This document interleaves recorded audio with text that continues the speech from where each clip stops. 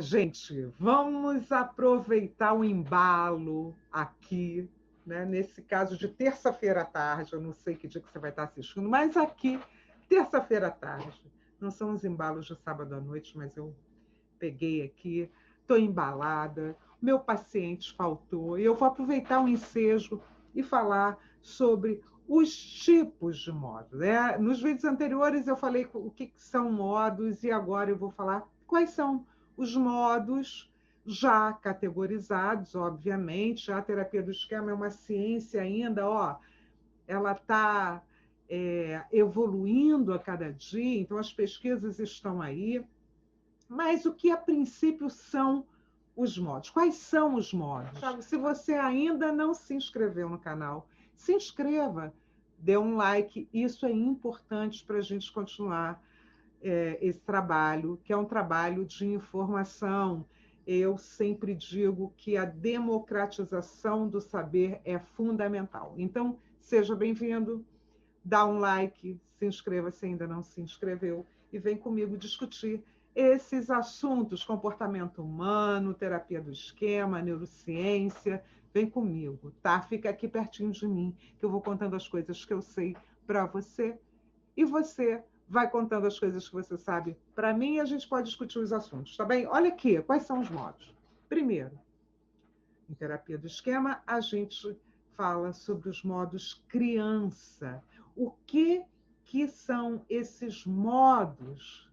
É quando a criança se manifesta, a criança mal amada, vulnerável, impulsiva, agressiva, e até a criança feliz, são os modos criança. E como é que eles se estruturam, né?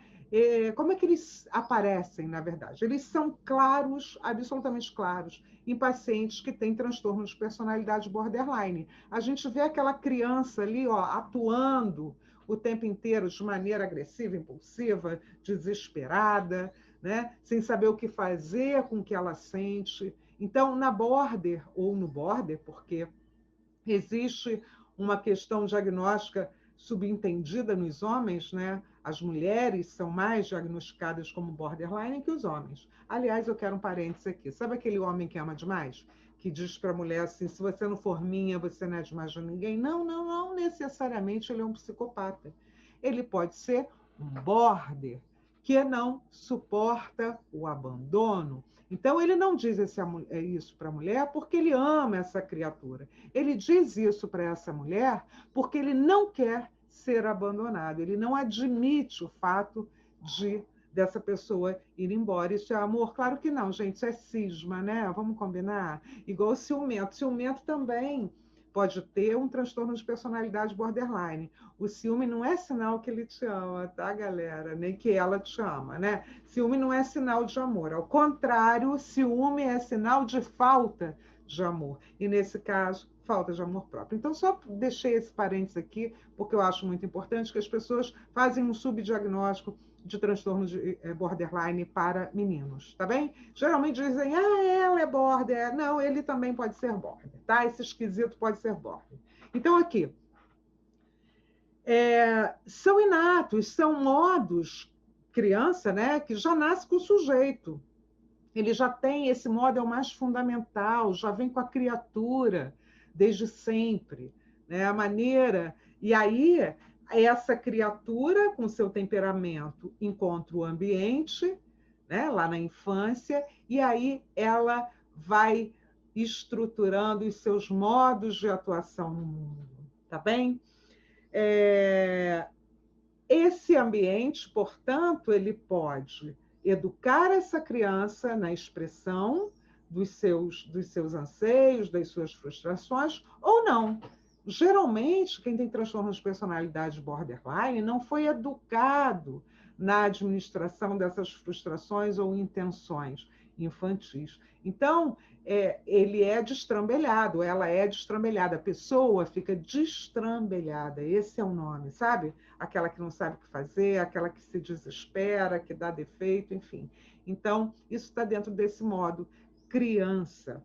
Ela pode ser uma criança vulnerável, zangada, impulsiva, indisciplinada, feliz, ou qualquer outro modo infantil que a gente batize e conclua dentro do setting terapêutico. Aliás, uma coisa importante, o Jung fala muito sobre isso, é a gente nominar os modos, né? Às vezes eu digo, ah, sim, voltou a tua Maria solitária, né? Que é o modo da criança da minha paciente, em determinado momento da vida dela na infância, que ela traz para o presente, sem querer. Isso não é da ordem do consciente, isso é o inconsciente. Obviamente que eu estou falando e me referindo aqui ao inconsciente dinâmico, não ao inconsciente tópico, né? É como a pessoa, e aí volto a dizer, é agida por uma criança que não cresceu porque faltou o amor. Tá bem? Outro tipo de modo diz respeito aos enfrentamentos desadaptativos do sujeito em relação às questões que o acometem. Tá bem?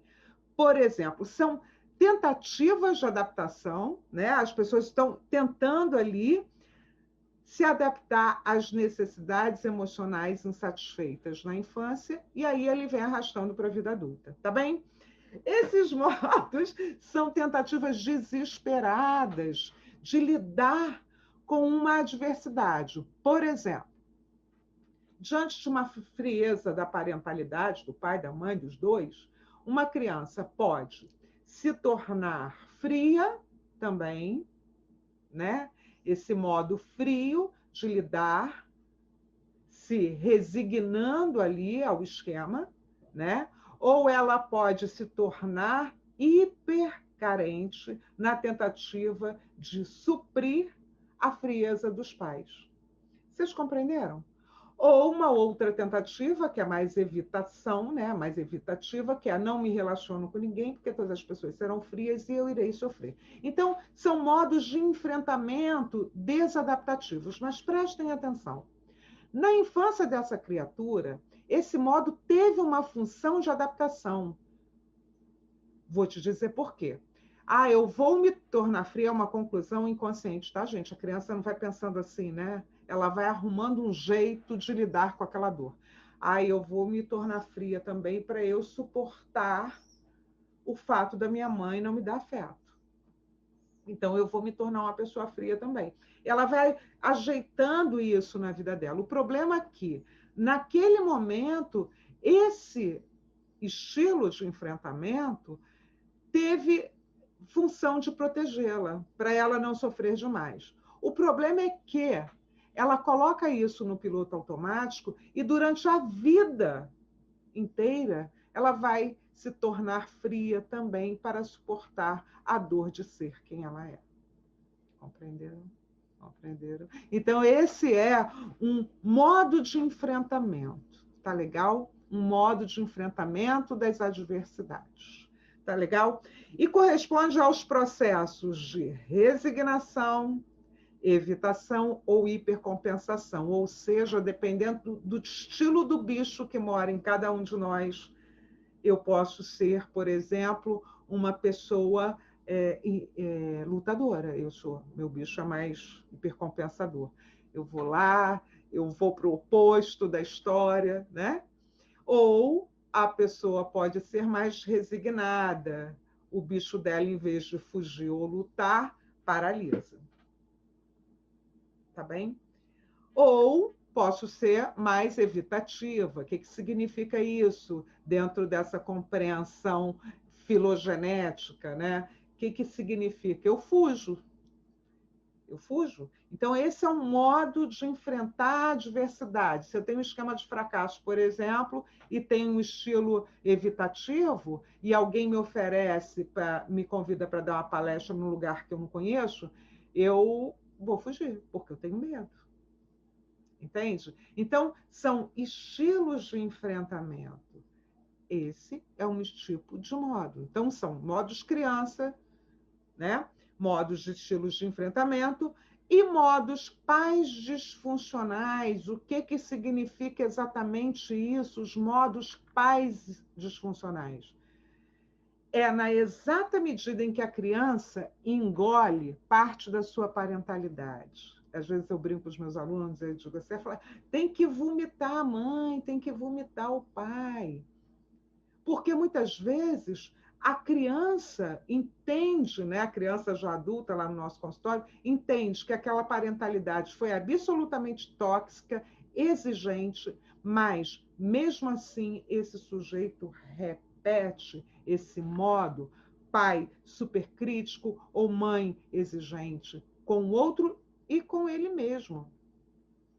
Às vezes o pai e a mãe já morreram e já não existem mais aqui como presença corporal na Terra, né? Mas mesmo assim o sujeito identificou parte desse pai se identificou com parte desse pai ou dessa mãe exigente e ele repete isso. E às vezes repete isso com os seus filhos, mesmo sabendo quanto é nocivo tal ação, quando viu já foi. Eu não falei para vocês, já falei em outros vídeos, que o modo parece uma espécie de encosto, que faz o sujeito agir de uma forma que ele não quer, que ele não acha bacana, mas é inevitável. Quando viu, ele já está agindo daquela forma. Então, isso a gente chama de modos pais disfuncionais, que são pais hipercríticos, pais exigentes, que a criatura incorporou. Enfim, então, e finalmente o modo adulto saudável. Esse é o objetivo da terapia do esquema, fazer o indivíduo se tornar um adulto saudável ou permanecer como adulto saudável por mais tempo. O sujeito pode ter todos esses modos? Sim, todos esses modos aqui e agora, nesse momento.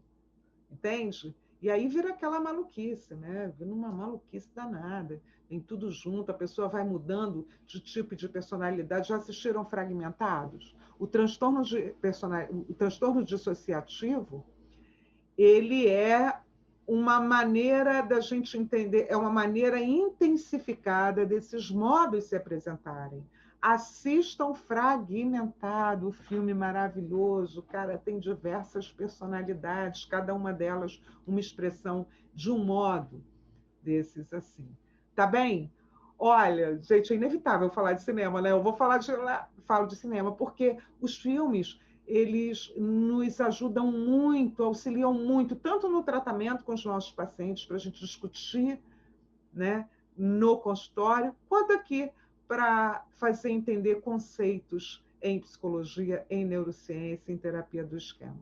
Tá? Tá bem? Depois eu falo mais sobre o assunto, né? Vim dar uma palhinha, tá? Depois eu vou aprofundar sobre cada modo desse aqui com vocês. Um grande beijo.